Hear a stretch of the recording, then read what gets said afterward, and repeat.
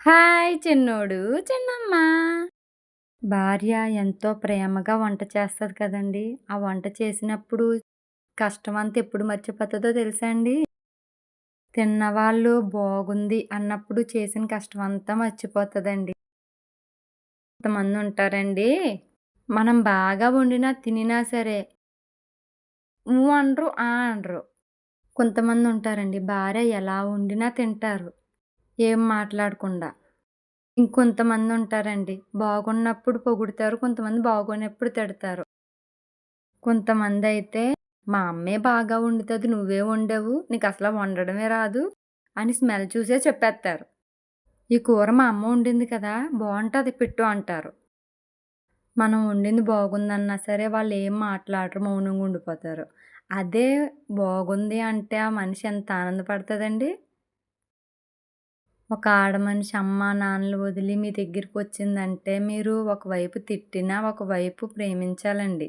అప్పుడైతేనే ఆ బంధానికి ఒక గౌరవం ఉంటది కదా! మా డాడీ లైన్ అది చేసుకుని నైట్ ఓ 9:30కొచ్చి వంట చేయమంటే, మా చిన్నప్పుడు బొగ్గుల పొయ్యి మీద అప్పటికప్పుడు కూర చేసి వండేది తెలుసా అండి? మేము పడుకున్నా సరే మా డాడీ లేపి మరీ పెట్టేవారు. బాబోయ్! నాకు దోమలు కుట్టేత్తన్నాయి నేను వండనన్నదనుకోండి, తెచ్చుకున్న వ్యక్తి బాధపడతాడు కదా! నా భర్త కష్టపడి తెచ్చుకున్నాడు, ఇష్టంగా తెచ్చుకున్నాడు, వండి పెడదామని ప్రేమగా వండి పెడతది. తినే వ్యక్తి బావుందన్నాడనుకోండి, ఆ నైట్ కష్టపడిన కష్టమంతా పోతది. మా అమ్మకి చాలా పేషెన్స్ అండి. మా డాడీ ఒకవేళ చిరాకు పడినా సరే ఏం మాట్లాడదు. అయినా సరే నాకు మా డాడీయే ఇష్టం.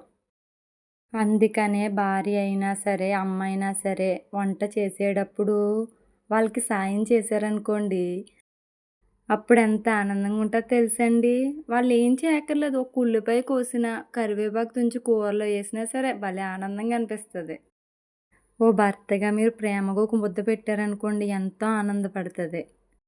పని చేసి అలసిపోయి పడుకున్నదనుకోండి, "ఏం చేసేవేంటి?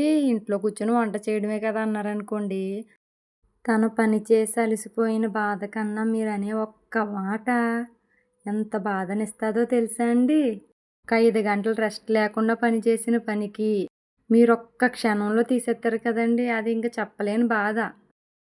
అదే పడుకున్న ఆవిడని లేపకుండా మీరే భోజనం పెట్టుకొని చేసేసి, తనని లేపి భోంచేసేసావని అడిగితే ఎంత ఆనందంగా ఉంటదండి?